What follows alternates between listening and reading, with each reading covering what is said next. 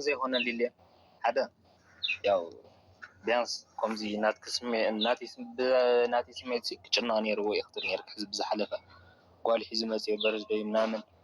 جلس بك انا من تاي بزعاي زي كنا ناتي سميت زي كنا من تحز خاي وتسي تملسو تقوي هيد قال من تحز يختار نيرك ناي تساو سيتان انا قلنا يكبا يكون فرقي يا تحرق اللي احسن ارا مرقا هون بتاع يختار تاي ما خمي داخل بيانس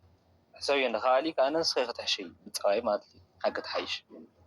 أنا عليك يا غرنا عليك ሰላም ናዛ ቻናል ተከታተልቲ ከሚኒኹም ኣነ ሰላም ኒኹ እግዚአብሔር ኣምላኽ ይመስገን ከምታ ኣነ ሰላም ንለኹ ሰላም ክትኮን እንደይ ናይ ልባዊ ትምኒተይ ኩራት ተከታተልተይ እምበኣርከስ ናዛ ቻናል ክትኣቱ ተለኹም ሼር ሰብስክራይብ ናገርኩም ትውዕኹም ኣይፈልየኒ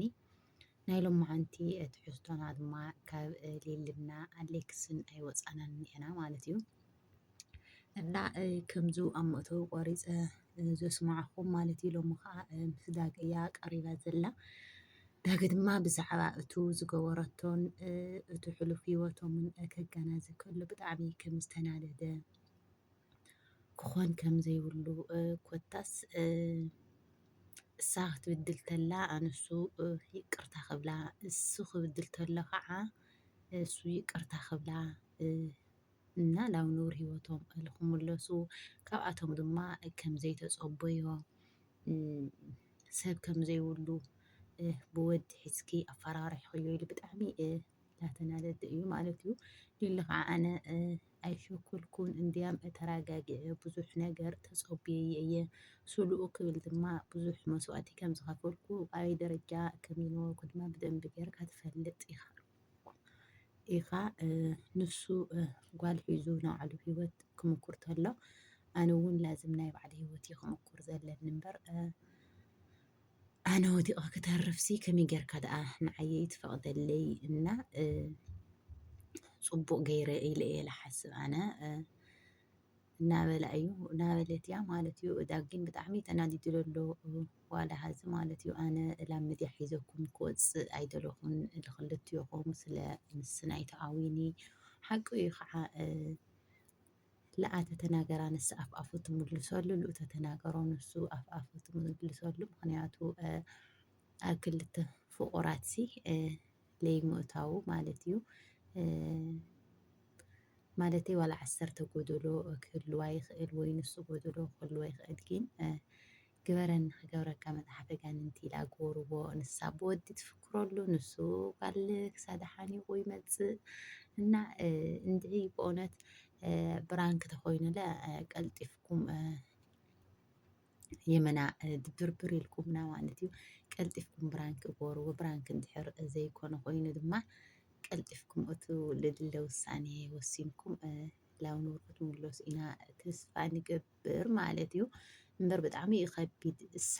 ወዲ ሒዛ መፅያ ከምዚ ክትፍክር ተላ እሞ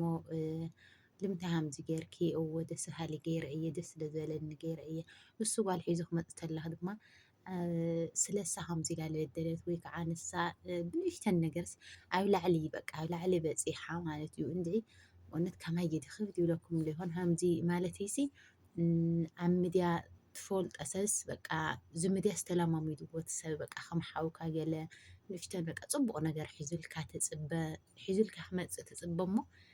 ግን በቃ ለይተለወጠ ለውጢ ክትርኢ ተለካ ከዓ ዋዕሊ ምንታይ ከምዚ ኮይኑ ገለ ኢልካስ ከም ሰብ መጠንስ ይስምዓካ እዩ ማለት እዩ ኣይኮነይ ዶ ዳጊ ንሕና ተኸታተልትኩም እውን ብጣዕሚ ኢና ተናዲድና ዘለና ማለት እዩና ጉዶፉ ማለት እዩና እስኪ ላብኣ ከዓ ከብለኩም ማለት እዩ ኣለፈ ካሊእ ወዲ ስከት መፅኸላ ገለስ በቃ ምንም ካፊ ዘይፅበየ ነገር እዩ ካው ኣይግበርን እውን ጭራሽ ዋዕታይ ትለኹም ወላቂ ነገር ንሱስ ንዓኸ ክንደየና ከም ዝጎዳይ ክሪእኸ ካብኡ ደጊምካ ሕዝ ካብ ኣሌክስና ሊሉ ብዘይናኣስ ከም ዝተናደደ እቱ ዝገበርዎ ነገር ፅቡቅ ከም ዘይኮነ መጀመርያ ጓል ሒዙ ክመፅእ ተሎ ድሞ ንዓኺ ከም ዝጎድኣኪ ብደንቢ ጌርኪ ትፈልጢ ኢኺ ንስኺ ድማ ተመሊስኪ ንዕኡ ክትጎድኢ ወዲ ሒዝኪ ብምምፃእኻ ግን ካብኻ ዘይፅበዮ ነገር እዩ እና ኣብዚ ብትክክል እዩ ማለት እዩ ሓደ ፍቅረኛኻ ጓል ሒዙ ክመፅእ ተሎ ክንደይናይ ይስምዐካ ወይ ከዓ ክንደይናይ ኣብ ስምዒት ተኣቲን ትውዳእን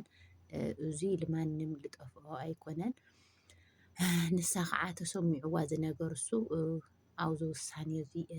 ኣትያ ዘላ ብጣዕሚ ስለ ዝተሰማዓን ስለ ዝሓረቐትን እያ ማለት እዩ። እና ኣነ ምንም ክገብር ኣይክእልን ጓል ሒዙ ስለ ዝመፀላ ዝም ኣነ ከዓ ወዲ ክትሕዘለኒ ምክንያቱ ኣነም ሰብ ዝብለንም ኣይስእንን ንሱ እውን ሰብ ዝብሎ ስለዘይስእን ትኽክል እዩ ማለት እያ። ግን ከዓ ኩሉ ነገር ስምዒትካ ተቆፃፂርካ ኩሉ ነገር ከም ዝሓልፍ ጌርካ ኢኻ ናይ መጀመርያ ፍቅረኛኻ ተኻኢልካ ክትነብር ዘለካ እምበይ ተመሊስካ ንሱ ጓል ሒዙ ክመፅእ ተሎ ንስኻ ወዲ ሒዝካ ክትመፅእ ተለካ ድማ እቲ ዝለዓለ ጉድኣትን ዝለዓለ ታይሽሙን ማለት ደቂ ኣንስትዮስ ብኣፍና ጥራሕ ኢና እምበር ተጎዳእቲ ላኮና ስለ ንኽእል ማለት እዩ። እና ከምኡ ክትገብሪ ኣይነበረክን ክትሰምዕዮም ነይርኪ ከረዳድኡኺ ክፅዕሩ ተለዉ ሓዘቱ ድዮም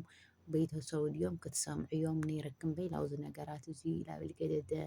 ነገር ክትኣቲ ኣይነበረክን ኣይኮነን ዶ ዳጊ ምሳኹም ዝበልዕ ዝሰቲ ንሕና እውን ተኸታተልትኩም ፅቡቅ ሒዝኩምና ክትመፁ ስለንደሊ ብጣዕሚ ኢና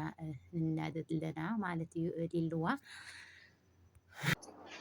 እዚስ ንዓይስቲ ዓይነት ስምዒት ምዃንስ እንዲያም ኣነስ ድሕሪ ክንደይ ጭቕጭቕ ድሕሪ ክንደይ ነገር ምፍጣሩ ባዕሉ ኣይደሊክን ድሕሪ ማሉ ኣነ ኣምፅአ ተርዲካ ድዩ ግን ከምኡ ኮይኑ ናለ ኣነ ከም ስሙዕ ይፈልጥ እየ ክስምዖ እውን ስለ ዝደሊ ክነግረካ ሓቂ ክዛረ ኣነ ክስምዖ ይደሊ ኣነ ዝተሰምዐኒ ነገር ብደንብ ለይ ሰማዕ ፊል ይጎሮ ንምንታይ ሰሰብ